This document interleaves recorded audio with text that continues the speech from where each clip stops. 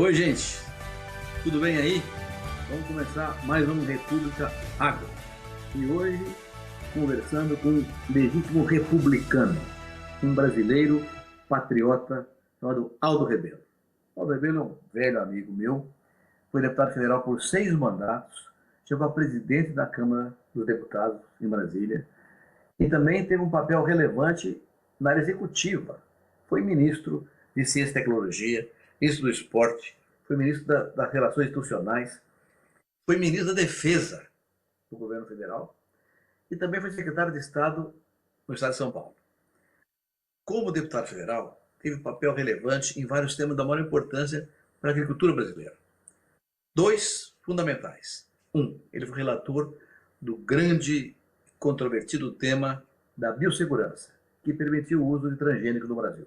Uma mudança sensacional na tecnologia brasileira. E 2, segundo, foi o relator do Código Florestal, uma das batalhas mais difíceis do Parlamento brasileiro. Aldo Rebelo, meu caro amigo, bem-vindo. Muito obrigado, um grande abraço, meu prezado amigo, ministro, professor Roberto Rodrigues. É uma grande honra e uma grande alegria poder refletir com um amigo sobre esse tema de tanta importância para o Brasil, que é o tema da agricultura, da pecuária no nosso país. Muito contente em poder partilhar esse momento com você, meu querido amigo. Aldo, vamos começar com o tema florestal. O Código Florestal completou há poucos dias seu 8º aniversário. Foi sancionado em 2012. No entanto, até hoje, algumas coisas não foram implementadas, como o pagamento de serviços ambientais e o próprio PRA. O que você acha? Eu queria que você contasse um pouquinho, Aldo, como foi essa luta tua toda para conseguir trazer para o mesmo centro ambientalistas e produtores radicais, porque os demais já estavam convencidos e conseguir um código tão equilibrado quanto o florestal. Conta um pouquinho dessa história e me explica por que até hoje não foi totalmente implementado. Essa jornada, meu prezado Roberto Rodrigues, que nós, de certa forma, partilhamos, foi o enfrentamento, né? O confronto com dificuldades que nós vivemos ainda hoje, de fazer com que aqueles que produzem alimentos a preços acessíveis para o Brasil e para o mundo, e aqueles que estão interessados em proteger a natureza e o meio ambiente se convençam que fazem parte da mesma causa. Infelizmente, nós vivemos na época do Código Florestal um confronto entre aqueles que achavam que deviam proteger o meio ambiente contra aqueles que de fato protegiam o meio ambiente, porque os agricultores protegem o meio ambiente e produzem alimentos para o Brasil. E é lamentável porque são 2 causas nobres, necessárias. A sociedade não pode abdicar nem da proteção da natureza e nem da produção de alimentos. Mas por que é que esse conflito existe? Porque a causa ambiental, ela está envolvida em interesses que não são apenas o interesse do meio ambiente, que é um interesse nobre, que desperta uma militância romântica da juventude, que denuncia a devastação da natureza, mas essa causa também tem interesses econômicos, interesses comerciais, interesses geopolíticos, envolve a defesa de uma agricultura altamente subsidiada, como é a agricultura europeia e a agricultura norte-americana, com muito receio da concorrência, da competição, da nossa agricultura bem-sucedida, que vem conquistando mercados no mundo exatamente junto a essas agriculturas europeias e junto à agricultura americana. Eles chegaram a produzir documentos agregando à agenda dessa competição exatamente o custo que deveria aumentar para a produção agrícola no Brasil, é o famoso documento Farms Here, Forest There, ou seja, as fazendas aqui nos Estados Unidos e as florestas no Brasil. Por quê? A agricultura europeia, para quem conhece, aquilo não é uma agricultura de mercado. é uma agricultura quase estatal. O agricultor europeu é quase um funcionário público, é quase um servidor público que ganha do Estado para fazer agricultura. Tal o volume de subsídio que os europeus distribuem para os seus agricultores. Os americanos vão no mesmo caminho. O nível de subsídio torna o agricultor americano quase que um funcionário público, enquanto que o Brasil se depara com os desafios do mercado, com uma legislação muito rigorosa, com deficiências em infraestrutura, em logística, e mesmo assim nós conseguimos competir vitoriosamente. E o que fazem os europeus? Eles financiam organizações não governamentais para criar no Brasil um passivo que seja agregado ao custo da produção agrícola brasileira. Por exemplo, eu vou dar um exemplo, porque esse custo tem inclusão florestal.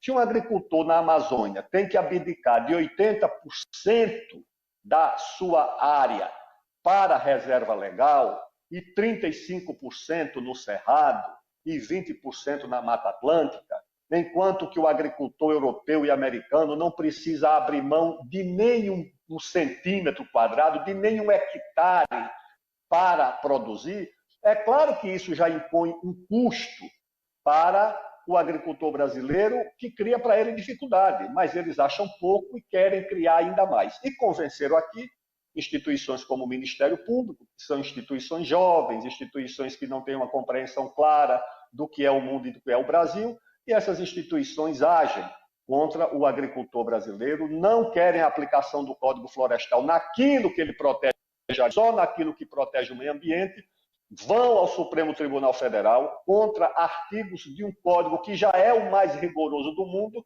e terminam criando um impasse. E pior do que o impasse, meu amigo, é a imagem que eles tentam agregar à agricultura brasileira, que é a imagem ligada a trabalho escravo, ligada à devastação ambiental, ligada à questão indígena, ligada a queimadas da Amazônia. É uma coisa muito injusta e muito errada, mas, infelizmente, é o que termina acontecendo e é o que precisa ser enfrentado, com paciência, com segurança, mas também com muita coragem. Aldo, você enfrentou com muita paciência esse processo todo. Resgata para a gente um pouco a trajetória das discussões até chegar à lei do Código Florestal deferida. Conta um pouco essa história para a gente. A gente esquece dessas coisas.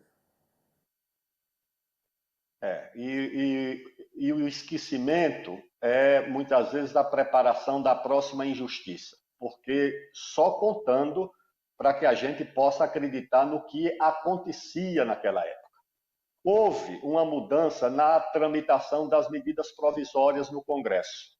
E, nesse período, se perguntava o que fazer com as medidas provisórias que já estavam em tramitação. Uma delas era uma medida provisória completamente absurda, preparada por um grupo de ONGs que colocava na ilegalidade 90% da atividade agrícola, toda a produção de várzea no São Francisco, no Rio Uruguai, em qualquer lugar ela estava proibida porque a várzea foi estendida até uma faixa de 600 metros a partir da margem do rio. Ou seja, tudo aquilo foi proibido. O arroz do Rio Grande do Sul, a agricultura de topo de morro, toda essa pecuária, pequena pecuária que vai de Santa Catarina até o Ceará, foi proibida por causa da declividade do terreno. Foi proibida a cultura do café, que em São Paulo e em Minas Gerais, no sul de Minas, é toda em terras altas. Tal situação levou a que essa lei, que essa medida provisória convertida em lei, que colocava na ilegalidade a maior parte da agricultura brasileira, ela tinha que ser, por decreto presidencial, suspendia a entrada em vigor dessa lei. Agora, você veja a esquizofrenia normativa no Brasil. Você tem uma lei que coloca a agricultura na ilegalidade e o presidente da República tem que assinar um decreto suspendendo a lei. Ou seja, isso não existe em nenhum lugar do mundo. Isso é uma coisa impraticável. Por conta disso, o Congresso resolveu fazer o Código Florestal para reduzir um pouco as 16 mil normas existentes para regulamentar a relação entre floresta, área verde, APP e agricultura. 16 mil normas, porque aqui no Brasil se fabrica em série. Quando o Bismarck dizia que é preciso ficar distante da forma como as leis são produzidas, as salsichas são fabricadas e as notícias são criadas, ele tinha certa razão. Porque você faz uma lei no Congresso, depois tem um decreto que tem mais artigos do que a lei para regulamentar a lei, depois tem uma portaria do Ministério, depois tem uma instrução normativa baixada abaixo do Ministério, depois o secretário de Meio Ambiente no Estado cria outra, depois o Ministério Público, o IBAMA, o Conselho Nacional do Meio Ambiente, o CONAMA também legisla, ou seja, o agricultor fica nesse emaranhado de exigências, prisioneiro dos órgãos reguladores, dos órgãos de fiscalização, dos órgãos de normatização, então é uma coisa completamente absurda. E o código era para disciplinar, para dizer, olha, a César o que é de César e a Deus o que é de Deus. Ao agricultor a garantia, a segurança jurídica e a proteção, e ao meio ambiente também a garantia e a proteção. E nós fizemos isso, fazendo muitas concessões ao meio ambiente, tornando a norma muito rigorosa para o agricultor, principalmente na Amazônia. Eu acho que isso um dia vai precisar ser revisto.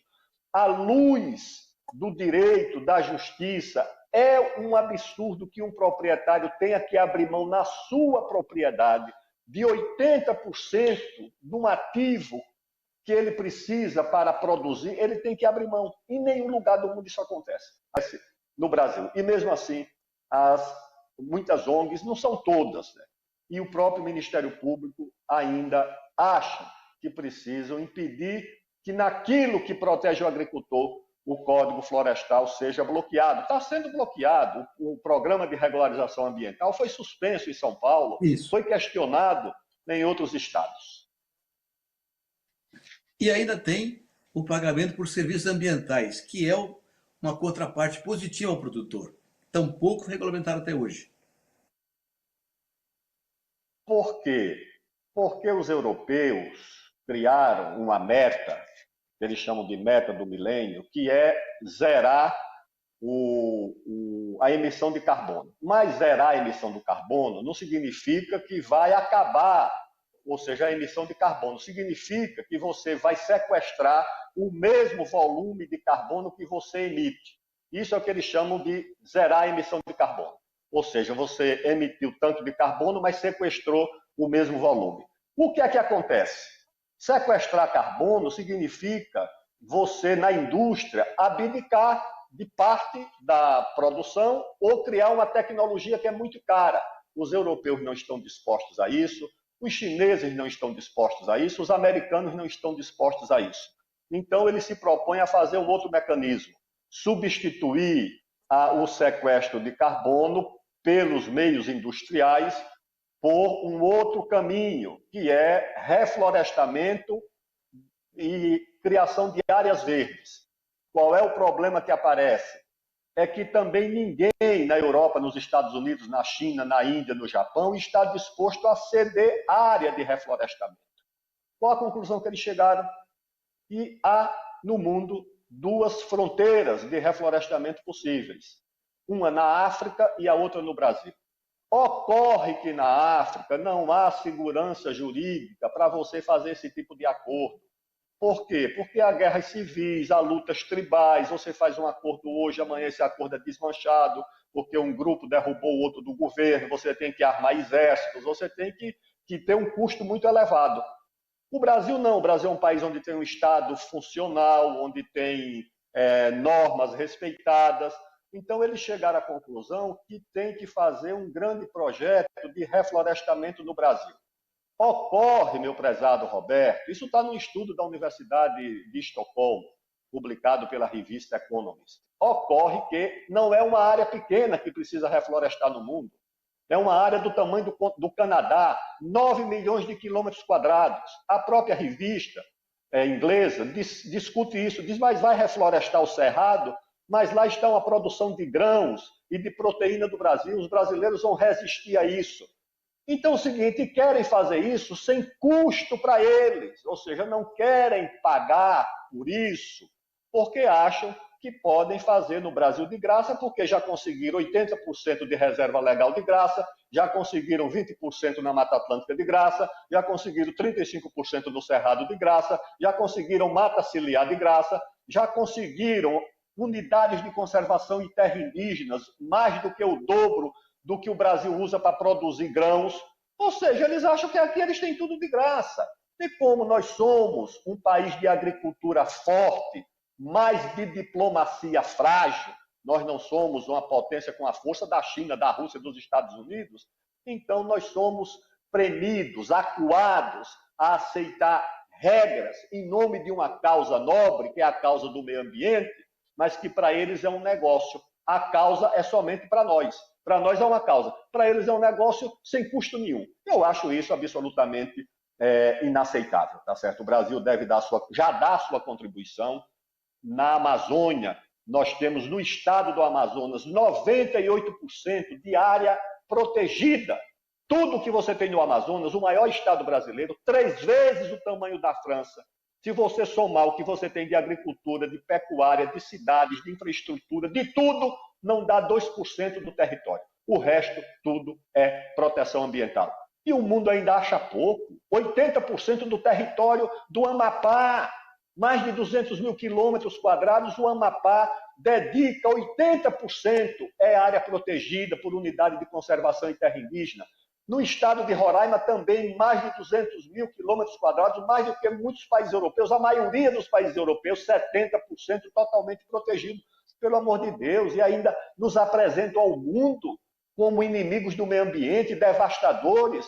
A Amazônia está protegida por lei, protegida uma proteção em cima da outra, tem a terra indígena, tem a unidade de conservação, tem a área da propriedade protegida. O que é que querem mais, pelo amor de Deus? Olha, gente, não é admirável ouvir o Aldo Rebelo? Quem ouve o Aldo Rebelo pensa que ele é agricultor, que ele é fazendeiro. Não é. Ele não tem nenhum interesse nessa questão pessoal. Então é o patriota falando em defesa do país. É muito importante ouvir isso. Não é nenhum de nós, agricultores, que estamos defendendo a nossa posição, o nosso interesse. Ele não tem interesse nenhum pessoal nisso. É a visão equilibrada do patriota que quer realmente o bom senso. Aldo, muito obrigado pela explicação. Vou te pedir uma continuação dessa conversa. Você falou aí em terra indígena. Nós estamos com a discussão agora sobre a questão do marco temporal da terra indígena. Explica um pouco essa questão da Constituição de 88 para cá. Como é que fica isso? Vamos fazer um retrospecto mais longo, ou seja, quando os portugueses aqui chegaram, nós temos uma população indígena.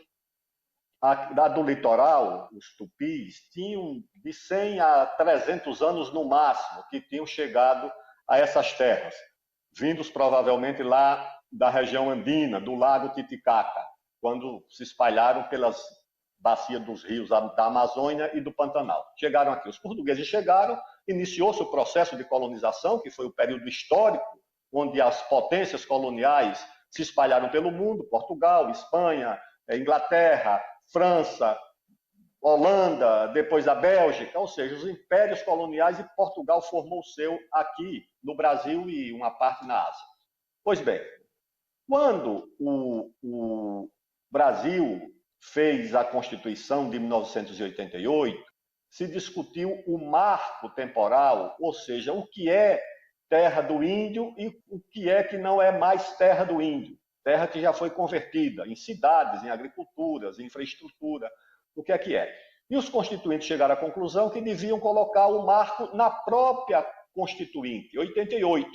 O que os índios ocupassem em 88 seria legítimo de se reivindicar como área indígena, mas antes, se tivesse em posse de outras comunidades, não seria considerado terra indígena.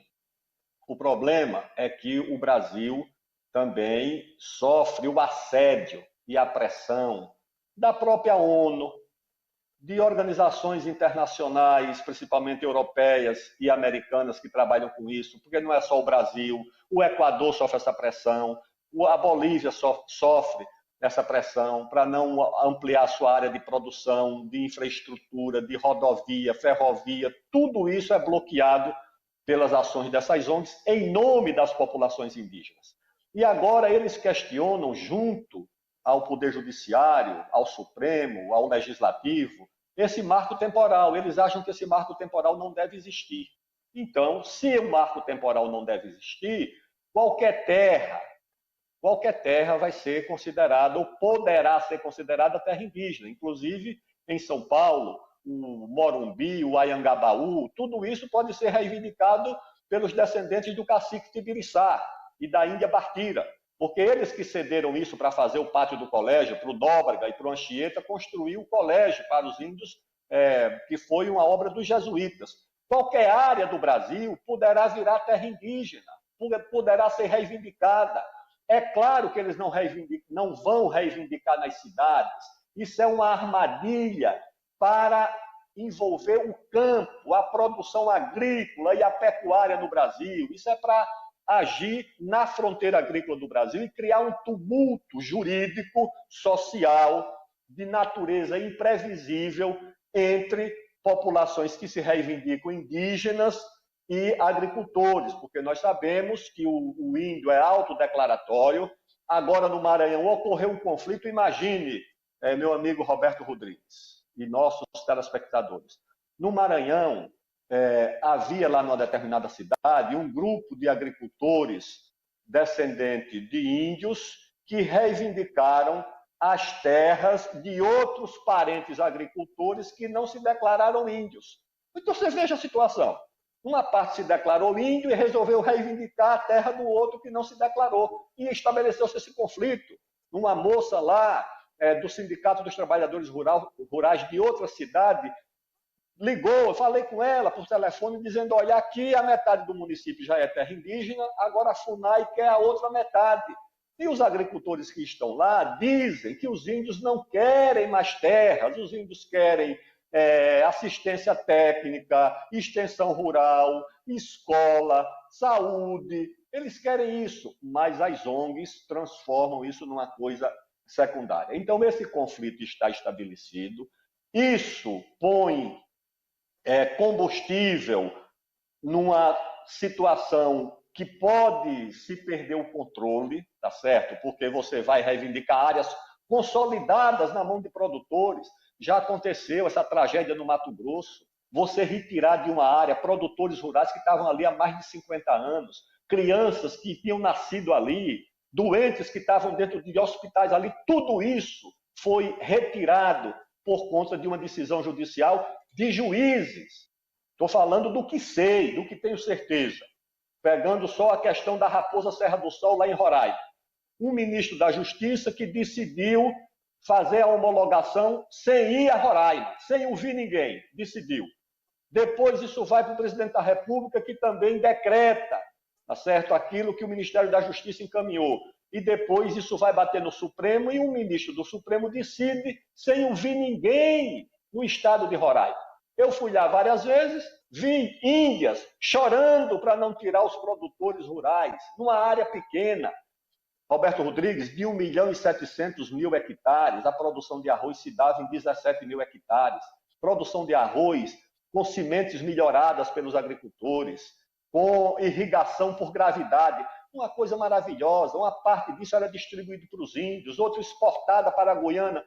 Esses arrozeiros foram expulsos de lá como criminosos, sem que ninguém fosse lá ouvi-los, sem que ninguém ouvisse um índio, uma Índia. Ninguém foi ouvido, tudo decidido em Brasília por conta de pressões da Europa, de pressões dos americanos, de pressões de organismos internacionais.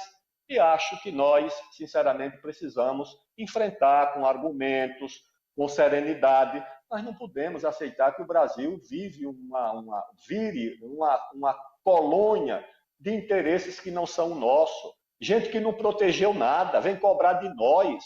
Cadê a proteção dos europeus? Quantos eles preservaram de florestas nativas? Quanto eles protegem na margem dos seus rios? Qual é a reserva legal da legislação sueca? Zero, não existe. Eu, um dia, com o presidente Temer, ele era vice-presidente, nós fomos à Suécia, sentou do meu lado a ministra do Meio Ambiente, E logo ela pergunta, né? O europeu pergunta logo sobre a Amazônia, sobre os índios, perguntam logo. Eu expliquei pacientemente, falei da nossa legislação e perguntei, ministra, e qual é a reserva legal da Suécia? Ela olhou assim para mim com curiosidade, né? Não respondeu, chamou um assessor, cochichou assim, né? Falou com o assessor que saiu, telefonou longamente, voltou, falou novamente com a ministra, e a ministra do Meio Ambiente, por fim, disse, ministro, o meu assessor diz que essa questão da reserva legal não existe no direito ambiental sueco, isso só existe no direito do Brasil. Portanto, nós não temos essa figura no nosso direito. Mas eles vivem cobrando. Aliás, uma rede de supermercados da Suécia ameaça boicotar produtos brasileiros por causa do meio ambiente.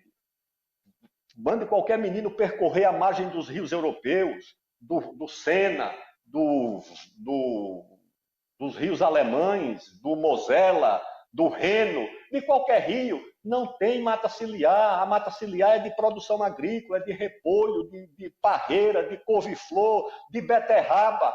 Mas nós é que somos levados ao mundo como se fôssemos os vilões do meio ambiente, preservando, como eu lhe disse, o que preservamos, não só na Amazônia, fora da Amazônia também.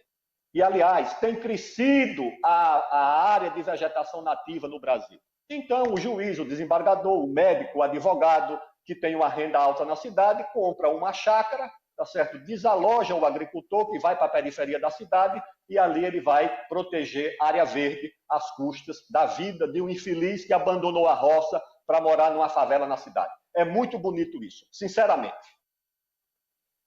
Aldo, muito obrigado pela presença. É por isso, meu amigo, que está nos ouvindo aqui agora, que esse programa chama República Agro. É um programa que eu quero defender a República, a visão republicana no país como o nosso, progressista, equilibrado, justo, decente, correto, e que o mundo também entenda isso do nosso país. Foi muito bom ver o Aldo. Obrigado, Aldo. E a você, companheiro. Até a próxima, se Deus quiser.